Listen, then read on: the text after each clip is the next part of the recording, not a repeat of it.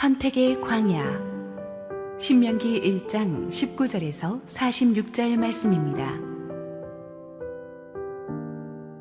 우리 하나님 여호와께서 우리에게 명령하신 대로 우리가 호렙산을 떠나 너희가 보았던 그 크고 두려운 광야를 지나 아모리 족속의 산지길로 가데스 바네아에 이른 때에 내가 너희에게 이르기를 우리 하나님 여호와께서 우리에게 주신 아모리 족속의 산지에 너희가 이르렀나니 너희의 하나님 여호와께서 이 땅을 너희 앞에 두셨은즉 너희 조상의 하나님 여호와께서 너희에게 이르신 대로 올라가서 차지하라. 두려워하지 말라.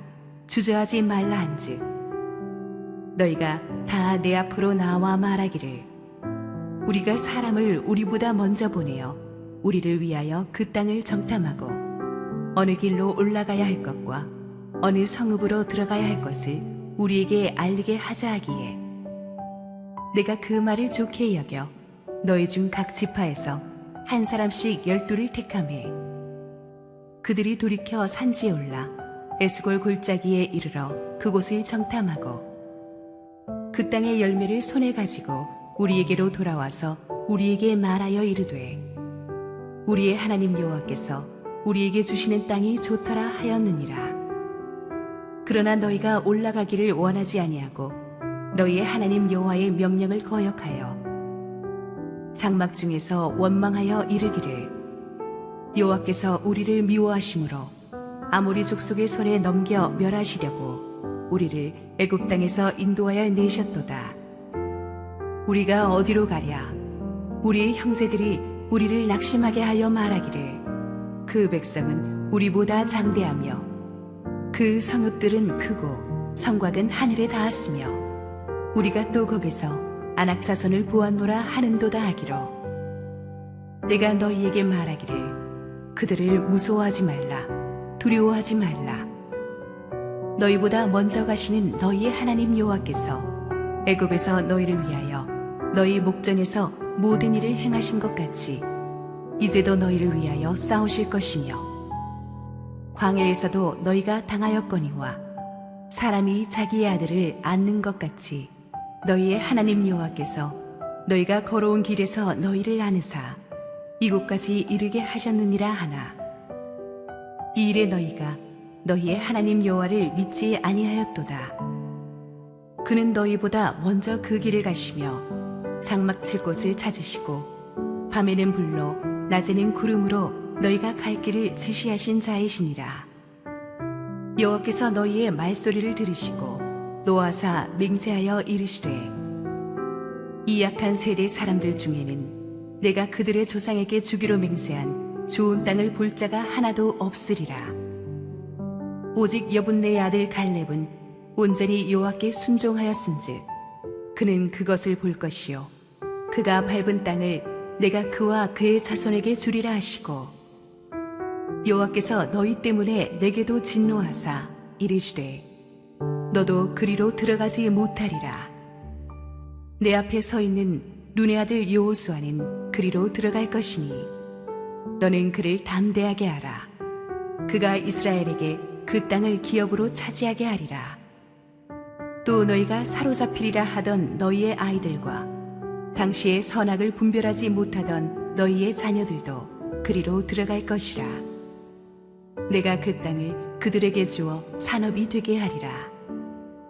너희는 방향을 돌려 홍해길을 따라 광야로 들어갈지니라 하시매 너희가 대답하여 내게 이르기를 우리가 여호와께 범죄하였사오니 우리 하나님께서 우리에게 명령하신 대로 우리가 올라가서 싸우리이다 하고 너희가 각각 무기를 가지고 경솔히 산지로 올라가려 할 때에 여호와께서 내게 이르시되 너는 그들에게 이르기를 너희는 올라가지 말라. 싸우지도 말라. 내가 너희 중에 있지 아니하니 너희가 대적에게 패할까 하노라 하시기로 내가 너희에게 말하였으나 너희가 듣지 아니하고 여호와의 명령을 거역하고 거리낌 없이 산지로 올라가매 그 산지에 거주하는 아모리 족속이 너희에게 마주 나와 벌떼같이 너희를 쫓아 새 산에서 쳐서 호르마까지 이른지라. 너희가 돌아와 여호와 앞에서 통곡하나 여호와께서 너희의 소리를 듣지 아니하시며 너희에게 귀를 기울이지 아니하셨으므로 너희가 가데스에 여러 날 동안 머물렀나니 곧 너희가 그곳에 머물던 날수대로니라. 할렐루야. 우리 하나님께 감사와 영광의 박수 올려드리겠습니다. 축복된 주일 현장 예배에 나오신 우리 성도님들과 지금 실시간 온라인 생방송으로 함께하고 계신 국내 모든 우리 성도님들에게 주의 은혜가 충만하게 임하기를 원합니다. 우리 함께 기도하시고 하나님의 말씀 보겠습니다. 사랑하는 아버지, 은혜를 감사합니다. 오늘도 주의 은혜가 충만하니 너무 기대가 됩니다. 주께서 우리 명절 초입에 우리에게 말씀하시고 큰 은혜로 우리 연휴 지낼 수 있도록 도와주옵소서. 부족한 종은 감추시고 오직 우리 주님 홀로 영광 받아 주시옵소서. 예수님 이름으로 기도했습니다. 아멘. 누구나 자기 인생을 되돌아볼 때 정말 뼈저리게 후회되는 어떤 실수나 실패가 있었을 것입니다. 사람을 잘못 보고 선택했다든지 하지 말아야 될 결정을 했다든지 찰나의 결정이었는데 파급 효과가 너무 컸어요. 내 발등 내가 찍어버린 아픔을 가져왔는데, 그래서 혹시 타임머신을 타고 과거로 돌아갈 수 있다면 정말 다른 결정을 하고 싶은 그런 순간이 누구나에겐 몇 번쯤은 있었을 거예요. 광야를 행군하는 이스라엘 백성들에게 있어서 그런 후회의 순간이 있다면 바로 오늘 우리가 다루고자 하는 본문의 가데스 바네아 사건일 것입니다. 조금만 교회 다닌 분들은 다 아는 유명한 사건이죠. 잠깐 지금까지 이스라엘 백성들의 광야 여정을 지도를 보면서 다시 한번 정리를 해드리겠습니다. 애굽에서 나와가지고 시내산까지 한 2달 걸렸거든요. 그리고 이제 시내산까지 오는데 수르 광야, 에담 광야, 신 광야를 거쳐 왔어요. 이제 시내산에서 11개월 정도를 보낸 다음에 다시 북상합니다. 한 240km 정도를 북상해서 가나안 땅 남방 초입인 가데스 바네아까지 왔습니다. 시내산에서 한 달 정도 걸리지 않았을까 학자들은 추상하는데, 그래서 전체 여기까지 오는데 출애굽한 뒤 한 1년 반 정도 걸렸어요. 그래서 하나님의 오리지널 계획은 여기서 그냥 바로 약속의 땅으로 진입하는, 그래서 하나님께서 계획하신 광야 생활은 1년 반밖에 되지 않았는데 그만 오늘 가데스 바네아에서 이스라엘 백성들이 대형 사고를 치지 않습니까? 그래서 하나님의 계획이 수정돼서 다시 유턴해서 이 광야로 돌아오게 되죠. 그래서 이 가데스 바네아 이 남쪽 근방을 무려 38년 동안, 이때부터는 유리방황한다 그러죠. 같은 데를 뺑뺑 도는 하지 않아도 될 생고생을 하다가 40년 후에나 다시 여기로 돌아오게 되는 그런 사건이에요. 이 가데스 바네아에서 무슨 일이 있었던가? 이 가데스 바네아에서 이제 전진기지를 설치하고 모세가 12지파에서 뽑은 12정탐꾼을 가나안 땅으로 들여보내죠. 그들은 40일 동안 가나안 땅을 샅샅이 정탐한 다음에 다시 돌아옵니다. 문제는 이제 그들이 돌아와서 그 정탐 보고를 할 때부터 일어나죠. 그들은 결론부터 말씀드리면 이 12명 중에 무려 10명이 아주 불신앙의 언어로 백성들을 시험 들게 하고 말았습니다. 민수기 13장 31절 봅니다.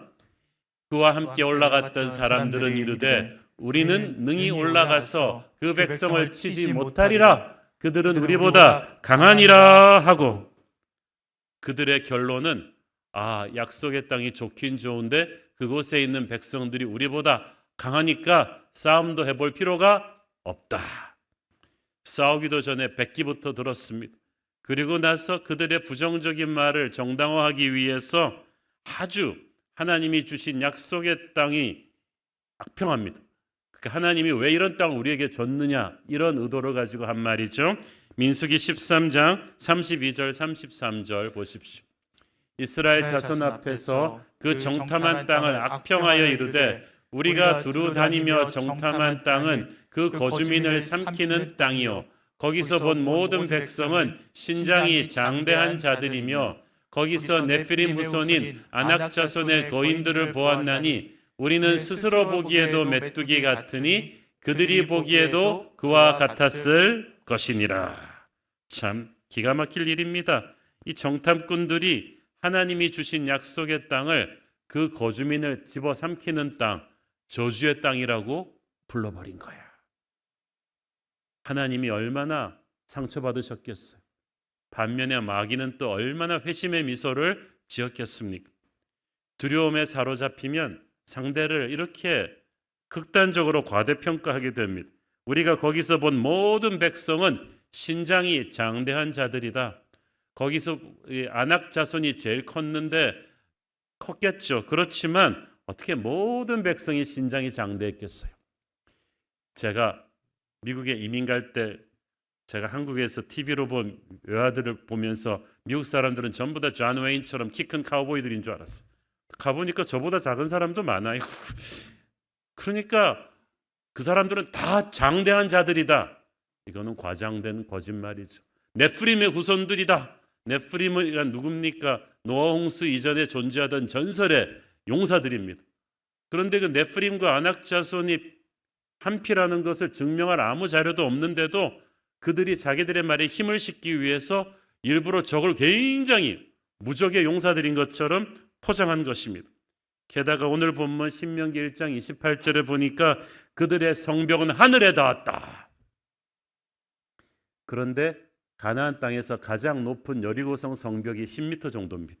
10m면 이 땅바닥에서 이 천정까지 정도인데요. 하늘에 닿습니까? 저게 지금 롯데 스카이타워도 아닌데 두려움에 사로잡힌 나머지 일부러 공포심을 이 백성들에게 풀어놓은 거예요. 두려움의 노예가 되면은 상대를 이유 없이 크게 볼 뿐 아니라 자기를 이유 없이 형편없이 작게 봐요. 우리들 스스로 보기에도 우리는 메뚜기 같으니 그들이 보기에도 그와 같았을 것이라. 그 말은 맞죠. 아니 자기가 자기 보고 메뚜기라는데 저기 뭐라 그러겠어요? 그래 너 메뚜기야. 밟아버릴 거야. 이렇게 나오는 거지. 하나님을 작게 보니까 자기 자신도 작게 보고 그러니까 적도 나를 작게 보는 거예요. 이러면 싸움은 해보나 마나 아닙니까? 우리는 하나님의 거룩한 백성이요 독수리와 같이 높고 위대한 존재들인데 스스로를 메뚜기라고 선포하는 그 순간 우리는 말할 수 없이 쪼그라드는 거예요. 마귀의 밥이 되죠. 근데 문제는 이들 정탐꾼들이 자기만 시험 든 게 아니고 그 불신의 말로써 주변 사람들 모두를 시험 들게 했다는 사실이죠. 이 부정적인 영향력이 얼마나 치명적인가를 그들이 보여줍니다. 모세가 처음 정탐꾼들을 보낼 때 각 지파에 새파란 청년을 보내지 않았어요. 거의 중장년 이상의 각 지파에서 힘과 용기와 지혜로 이미 존경받는 리더급들을 보낸 거예요. 그러니까 갈렙과 여호수아 그 당시 나이가 50, 60 정도 된 중년인데도 보낸 거 아니겠어요? 모세의 바람은 이런 각 지파의 존경받는 리더들이 가서 청년들과는 달리 건성건성 보지 말고 40일 동안 찬찬히 약속의 땅을 두루다니며 살펴보고 이 땅이 얼마나 좋은 땅인지를 확인한 다음에 돌아와서 그들의 영향력을 사용해서 백성들에게 용기를 불어넣어 주라는 그런 취지였을 거예요. 모세의 생각은. 그런데 이 중에서 모세의 생각대로 해준 사람은 둘밖에 없었고 나머지 10명은 너무나 나쁘게 자기의 영향력을 휘둘러 버렸어. 오늘 본문 20절에 보니까 백성들이 장막 중에서 원망했다 그랬죠. 그것은 요즘으로 치면 집집마다라는 뜻이에요. 아파트마다 원망과 불평의 소리가 들렸다는 뜻입니다. 이것은 이 열정탐꾼들이 공식 석상에서뿐 아니라 돌아가서 자기 지파 사람들한테도 끊임없이 이 부정적인 말을 흘렸다는 얘기죠. 지도자의 불신과 부정적인 말은 얼마나 공동체 전체를 절망으로 몰고 가는지 모릅니다. 민수기 14장 1절에 보니까 그래서 백성들이 소리를 높여 울부짖으며 밤새 통곡하였더라고 했어요. 정말 부모님 돌아가신 것도 아닌데 어떻게 200만의 사람들이 단 10명에게 선동돼서 승리와 기대감에 차있던 하나님의 군대가 순식간에 패배주의에 사로잡힌 그런 절망의 군중으로 바뀌는데 단 하룻밤이 걸리지 않았습니다. 마귀가 얼마나 불신의 지도자들의 부정적인 언어를 통해 역사하는지 몰라요. 신명기 1장 28절에 보면 우리의 형제들이 우리를 낙심하게 하였다고 했는데 그 낙심하게 하였다는 히브리어는 완전히 마음을 무너뜨렸다는 뜻이에요. 마음이 무너진 사람도 잡아 일으켜야 될 지도자들이 강하고 담대하게 약속의 땅으로 진입하려던 백성들을 어떻게 이렇게 낙심시킬 수 있어요? 여러분, 지도자의 자리에 오르는 게 중요한 게 아니라요, 지도자의 자리에 올랐다는 사람들이 백성들을 이렇게 낙담케 하면 그는 연잔맷돌을 목에 메고 물에 뛰어드는 게 낫다고 예수님 말씀하셨잖아요. 여러분의 리더십의 고난을 이렇게 부정적으로 사용하면 큰일 나는 거예요. 이 원망하는 사람들한테는 항상 희생양이 필요하죠. 그들은 눈에 보이는 모세와 아론을 원망하면서 또 정말 못된 말을 입에 담았습니다. 민수기 14장 2절, 이스라엘 자손이 다 모세와 아론을 원망하며 온 회중이 그들에게 이르되 우리가 애굽 땅에서 죽었거나 이 광야에서 죽었으면 좋았을 것을. 야, 어떻게 그 짧은 문장에서 죽고 싶다는 말을 두 번이나 합니까? 죽었으면 좋았을 걸. 죽었으면 좋았을 걸. 우리에게 생명을 주신 하나님 앞에서 감히 입에 올릴 소리가 아니죠. 여러분, 살아있는 것에 매일 감사하십니까? 감사가 안 되면 지금도 암병동에서 하루라도 더 살기 위해서 치열하게 투병하는 암 환자분들을 보세요. 하루의 생명이 얼마나 소중한 것인가. 살아있는 것은 하나님이 살려두시기 때문이고 살려두시는 것은 시키실 사명이 있어서였는데 이 고귀한 생명을 가지고 어떻게 이렇게 함부로 말할 수 있어? 죽었으면 좋겠냐. 그들은 그런 불신의 말로 자신뿐 아니라 자신의 가족들까지도 올가매고 말았어요. 민수기 14장 3절, 어찌하여 여호와가 우리를 그 땅으로 인도하여 칼에 쓰러지게 하려 하는가? 우리 처자가 사로잡히리니 애굽으로 돌아가는 것이 낫지 아니하랴. 아직 전쟁 해보지도 않았는데 이미 전쟁은 패배한 것처럼 자기의 입으로 선포해 버렸어요. 이길 수가 있겠습니까? 적과 싸워보지도 않고 자기들은 지는 건 기정사실이고 자기의 처자식들도 다 전쟁포로가 될 것이라고 말을 해버렸어요. 혹시 여러분은 앞에 있는 장애물이 두렵다고 해서 싸워보지도 않고 지금 미래를 패배로 선포하고 있진 않습니까? 우리 안에 하나님이 살아계신데 왜 그렇게 말을 하는 거예요? 코로나 시국 동안에 한국교회가 많이 어렵다고 이곳저곳에서 한국교회가 앞으로 앞날이 참 어둡다는 그런 교계 세미나가 많더라고요. 그 세미나에서 발표된 주제 내용들을 제가 들어보면서 한탄을 했습니다. 왜 기독교 지도자들이라는 사람들이 스스로의 입술로 우리의 미래를 이렇게 올가매는가? 어려운 거 사실이지만 그렇다고 해서 그걸 자꾸 지도자들이 얘기하고 우리는 끝났다, 한국교회는 반토막 날 것이다, 이런 말을 입에 올려서 쓰냔 말이야. 오히려 우리는 이럴 때일수록 힘든 시국이지만 하나님께서 우리에게 새로운 부흥을 주실 것이다, 기도의 불길이 일어날 것이다, 부흥의 전설은 다시 쓰여질 것이다 라고 선포하고 나가야지 이기는 거지. 여기서 우리가 자꾸 안 된다, 힘들다를 얘기하면 어떡합니까? 거기다가 이 사람들 뭐라 그럽니까? 차라리 지금이라도 애굽으로 돌아가는 것이 낫지 않겠느냐. 말도 안 되는 대안을 내놓았어요. 그 난리를 치고 나왔는데 애굽에서 누가 반겨줍니까 도대체? 여러분, 하나님을 떠난 더 나은 대안은 없습니다. 하나님이 주신 길 외에 다른 옵션이 있다고 생각도 하지 마세요. 그 길이 더 좋다고 누군가가 말한다면 그건 마귀의 음성이에요. 우리에게는 하나님이 주신 길이 있을 뿐이에요. 그 길을 가다가 고단하고 힘들다고 해서 유턴할 수도 없고 피턴할 수도 없고 돌아갈 수도 없어요. 이 길이 생명의 길인 줄 믿습니다. 이 길을 감사하면서 가야 되는데 그들은 자기의 처자식이 적에게 포로가 될 거라는 아주 저주스러운 말을 자기 입으로 해버렸어요. 아니, 가장이라는 사람들이, 아버지라는 사람들이 이렇게 말할 수 있어요? 족장이라는 사람들이 자기 가문의 젊은 세대의 미래를 그 입술로 닫아버린 거예요. 다행히 하나님께서 그들의 말대로 그들의 처자식이 망하게 하지 않으셨어요. 그들은 죽었어도 그들의 자녀들은 약속의 땅에 들어가게 하셨죠. 여러분, 여러분의 자녀들을 향해서 축복의 미래를 선포하세요. 제발 축복의 미래를 선포해 주세요. 우리 주일학교에서 우리 선생님들이 아무리 잘 가르쳐도 부모님들이 일주일 내내 데리고 있으면서 이 아이들에게 축복의 미래를 선포하지 않는다면 큰일 나는 거예요. 여러분의 입술을 통해 하나님께서 여러분 아이들의 미래를 조각하실 줄 믿습니다. 어떤 상황에서도 절망을 입에 담지 말고 축복과 기적과 승리를 선포하십시오.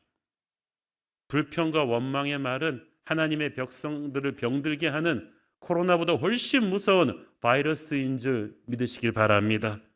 그 상황에서는 그럴 수밖에 없다고 이해는 되지만 그렇다고 해서 불평과 원망의 말이 여러분 입 밖으로 나오게 하지 마세요. 입술에 성령의 파수꾼을 세워달라고 하세요. 여러분 입에서 불평과 원망의 말이 나오는 그 순간부터 하나님이 슬퍼하시고 마귀는 기뻐 뛰면서 우리 인생에 랜딩할 수 있는 그 포인트를 만들어주는 거예요.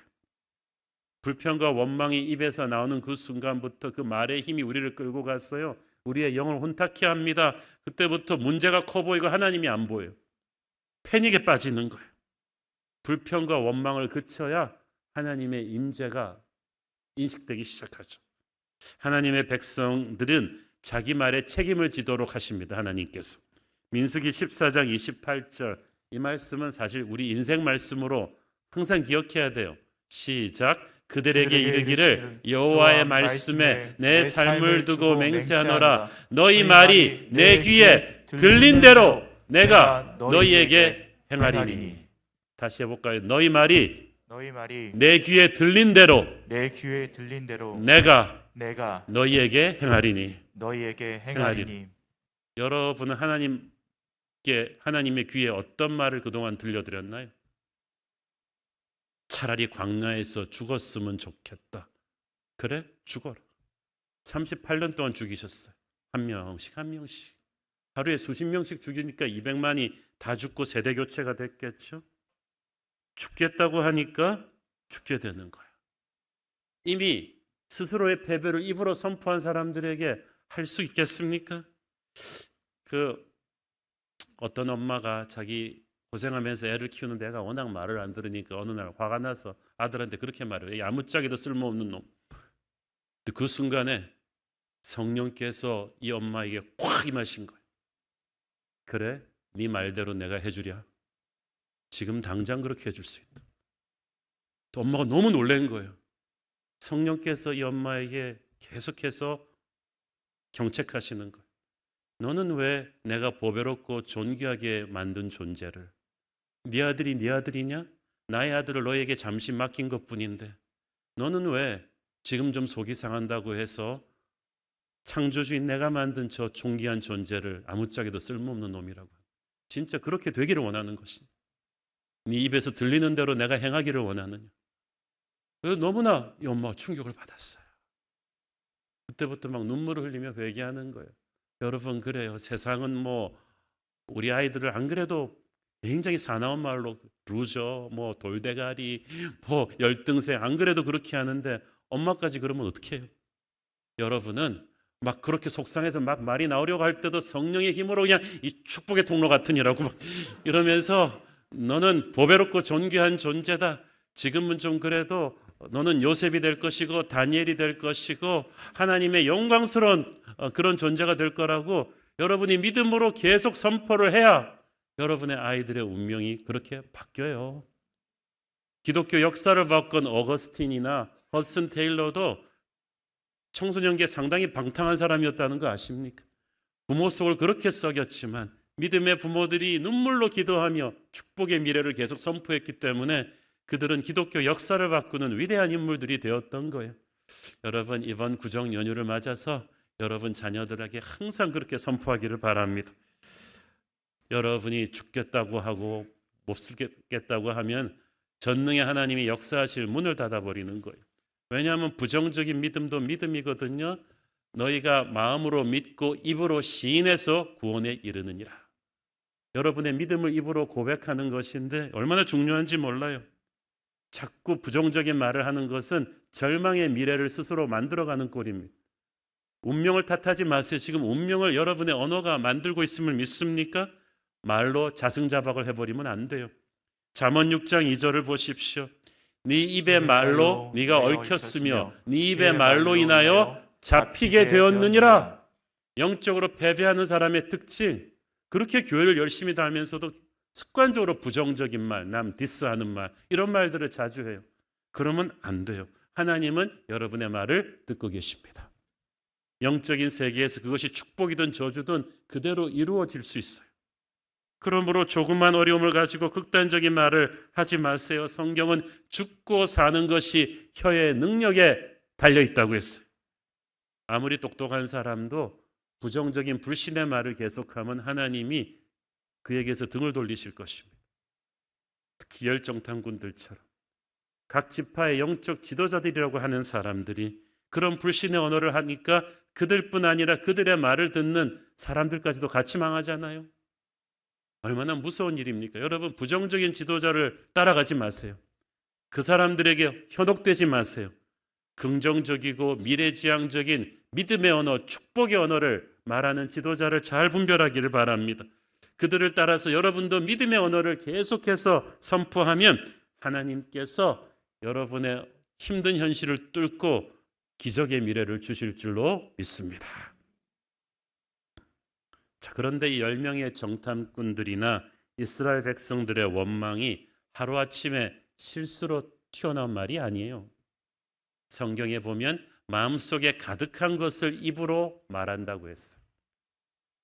그러니까 그들의 원망과 두려움의 말은 그동안 그들 마음속에 차곡차곡 쌓여온 불신앙과 두려움에서부터 저기도 모르게 나온 거예요. 자, 이것을 왜 제가 아느냐 하면 원래 가나안 땅 사전 정탐 계획은 하나님의 오리지널 플랜이 아니었어요. 본문 21절 22절 봅니다. 너희 하나님 여호와께서 이 땅을 너희 앞에 두셨은즉 너희 조상의 하나님 여호와께서 너희에게 이르신 대로 올라가서 차지하라. 두려워하지 말라. 주저하지 말라 한즉 너희가 다 내 앞으로 나와 말하기를 우리가 사람을 우리보다 먼저 보내어 우리를 위하여 그 땅을 정탐하고 어느 길로 올라가야 할 것과 어느 성읍으로 들어가야 할 것을 우리에게 알리게 하자 하기에, 하나님이 모세에게 주신 오리지널 플랜은 담대하게 주저하지 말고 가데스 바네아에서 바로 들어가는 거였어. 그렇게 했다면 광야 생활은 1년 6개월로 끝나는 거예요. 그런데 이스라엘 백성들이 그 하나님의 플랜에 브레이크를 건 거예요. 그러지 말고 돌다리도 두드려 보라고 했는데 정탐을 먼저 해보는 게 어떨까요? 어느 길로 가야 되는지, 적이 어떤 상황인지 미리 알아보고 가면 정복전쟁에 도움이 되지 않겠습니까? 실은 두려워서, 순종이 두려워서 백업한 것인데 겉으로는 그렇게 포장한 거예요. 참, 이들은 그렇게 생각한 거죠. 아니, 약속의 땅이 진짜 그렇게 좋을까? 그렇게 좋은 땅인데 임자가 없을까?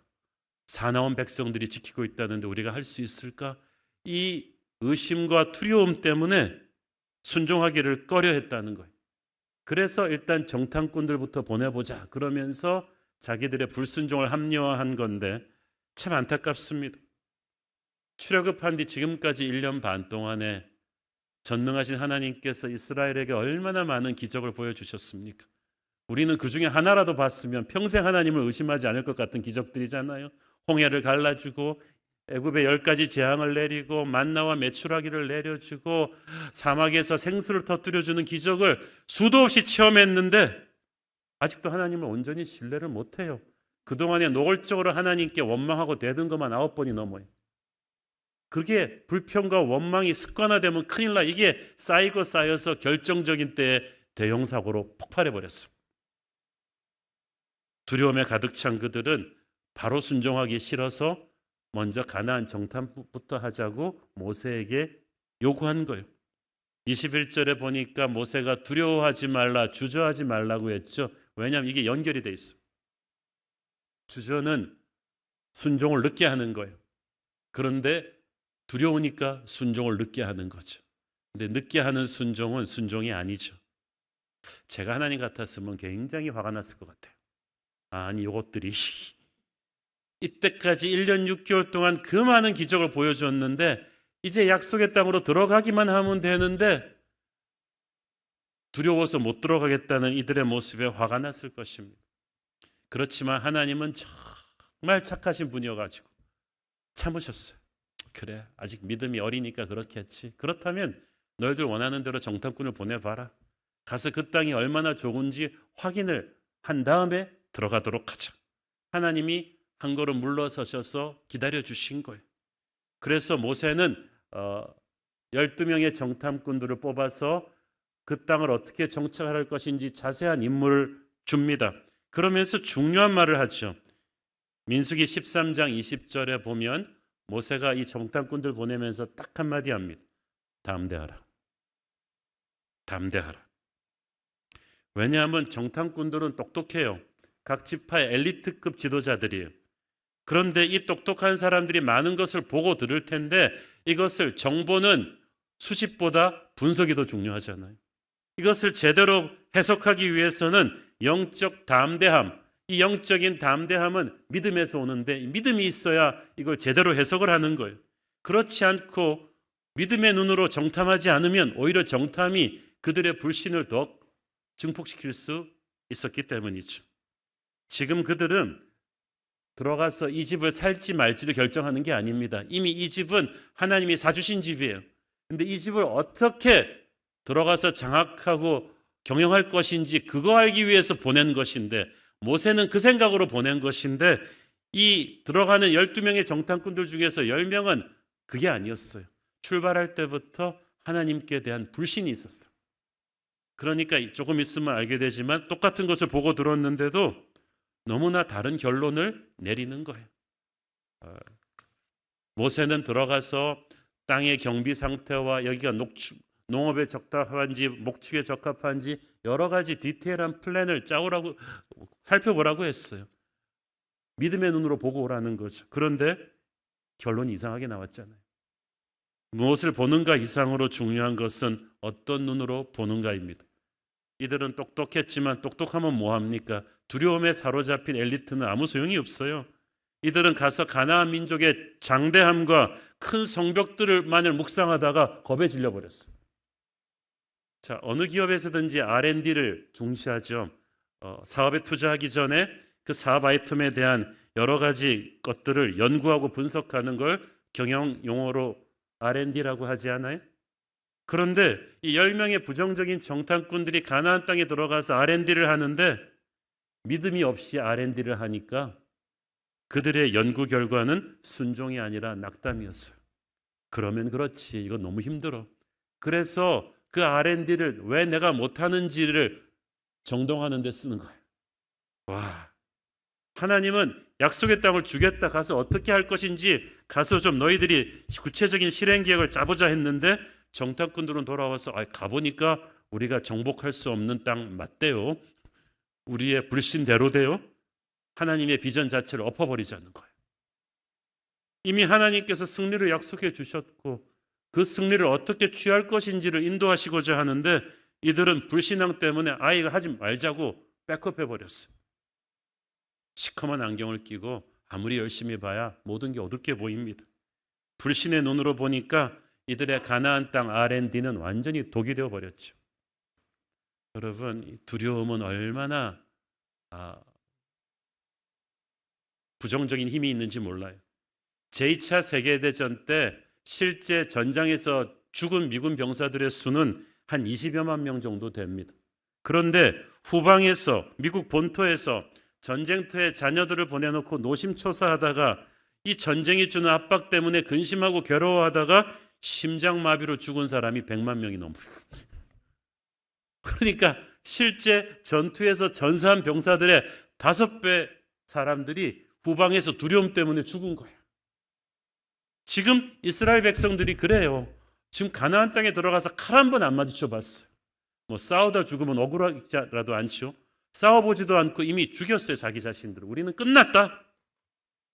두려움에 사로잡히면 안악자손의 위대함만 보입니다. 그러나 믿음의 눈을 열면 안악자손의 위대함을 덮어버리는 하나님의 임재가 보이죠. 그래서 두려움과 믿음은 공존할 수가 없어요. 두려움은 하나님을 못 보게 하기 때문이죠. 10명의 정탐꾼, 엘리트 정탐꾼들은 사물을 보는 똑똑한 눈은 있었지만 하나님의 능력을 믿는 믿음의 눈이 없는 거예요.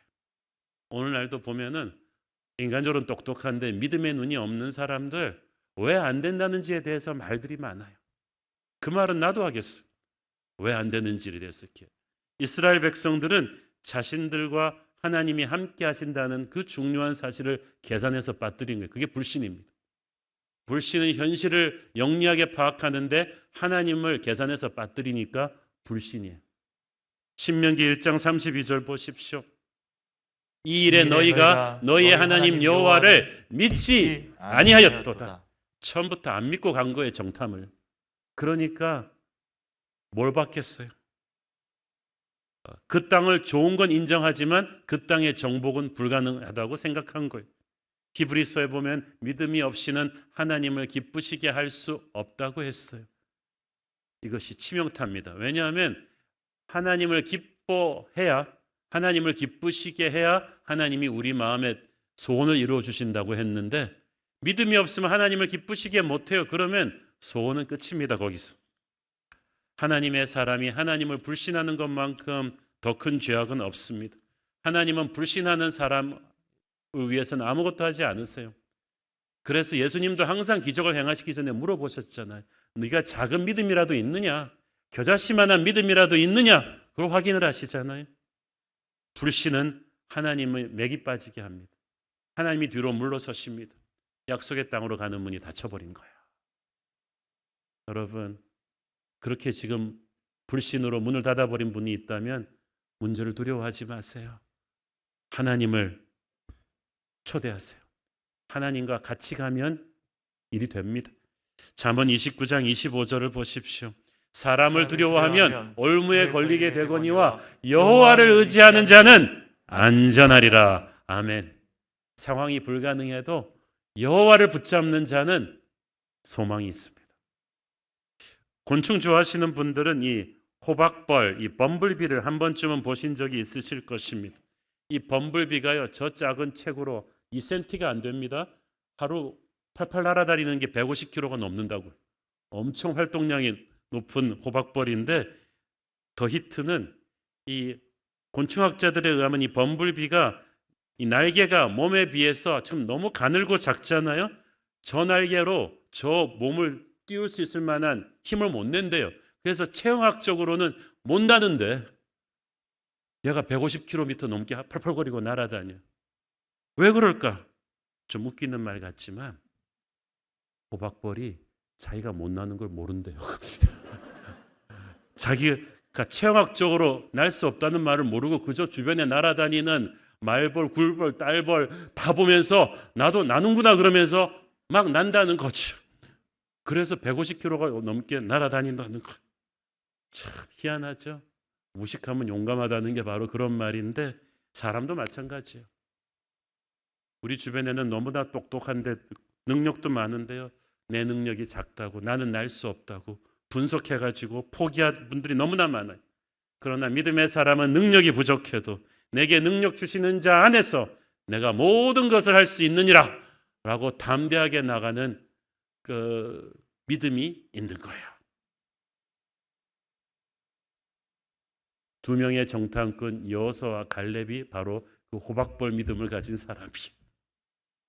하나님은 그들을 통해 새 역사를 만드셨죠. 민수기 13장 30절. 갈렙이 모세 앞에서 백성을 조용하게 하고 이르되 우리가 곧 올라가서 그 땅을 취하자 능히 이기리라 하니.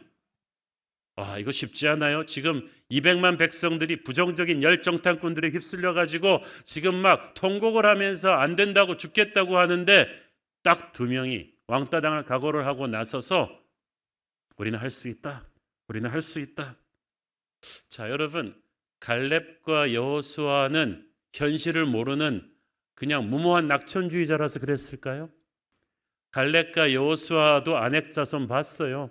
갈렙과 여호수아도 가나안 땅의 높은 성벽 봤어요. 그런데 왜 결론이 다르게 나올까요? 믿음의 눈으로 보았기 때문에 현실을 부인하는 건 아니지만 현실보다 더 크신 하나님을 보고 할 수 있다고 한 거예요. 우리는 현실을 부인하는 그런 비현실주의자들은 아닙니다. 문제가 커요. 어려워요. 그렇지만 문제보다 더 크신 하나님을 우리는 믿음의 눈으로 보고 선포하기를 바랍니다. 기도하는 사람은 믿음의 눈을 가지죠. 이성과 상식을 뛰어넘는 믿음의 눈으로 보니까 똑같이 정탐하고도 갈렙과 여호수아는 전혀 다른 결론이 나오잖아요. 그래서 할 수 있다는 선포를 했고 그 선포가 하나님이 쓰시는 작은 믿음이 되었어요. 자기들뿐 아니라 다른 백성들도 살려냈죠.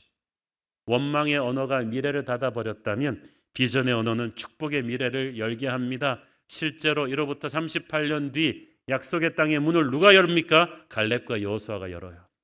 여호수아는 백성들을 이끌고 들어가는 지도자였고 갈렙은 약속의 땅에서도 가장 무서운 헤브론, 그 정탐꾼들이 보고 온 아낙 자손이 지키는 가장 터프한 헤브론을 무너뜨리지 않습니까? 그 헤브론은 아브라함이 꿈꾸었던 약속의 땅이죠. 그 헤브론을 장악한 갈렙의 후손에게 하나님께서 다윗 왕이 태어나게 하시고 예수 그리스도가 태어나게 하십니다. 담대한 믿음의 사람 갈렙과 여호수아가 자신과 가문의 국가의 미래를 바꾸잖아요. 저와 여러분도 그렇게 할 수 있습니다. 절망적인 현실을 뚫고 나라를 살리는 그런 지도자들을 우리는 꿈꿔야만 합니다.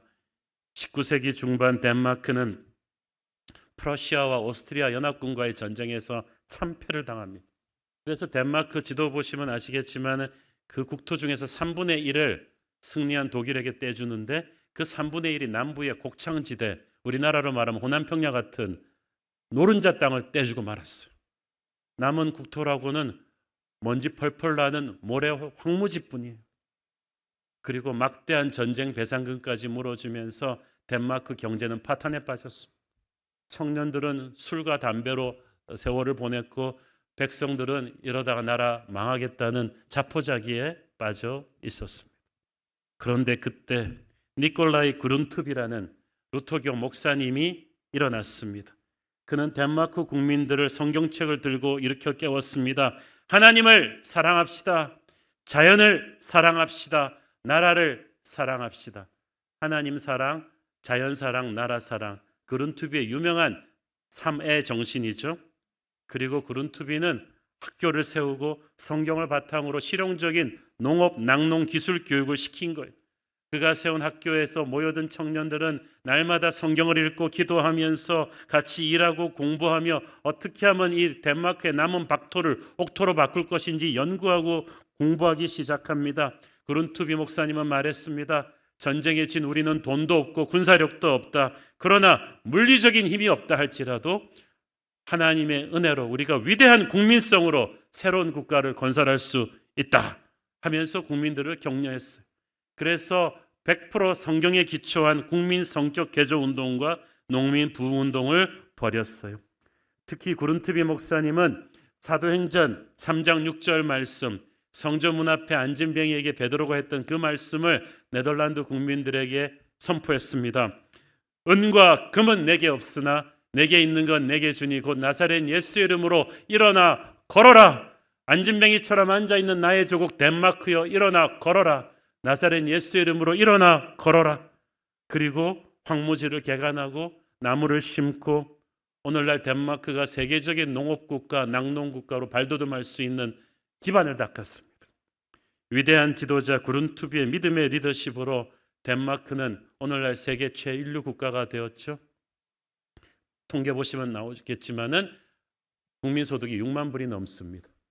그들을 패전시킨 독일이 4만 5천 불인가 그런데 6만 불이 넘고 더 중요한 거는 국민 행복지수 세계 1위입니다.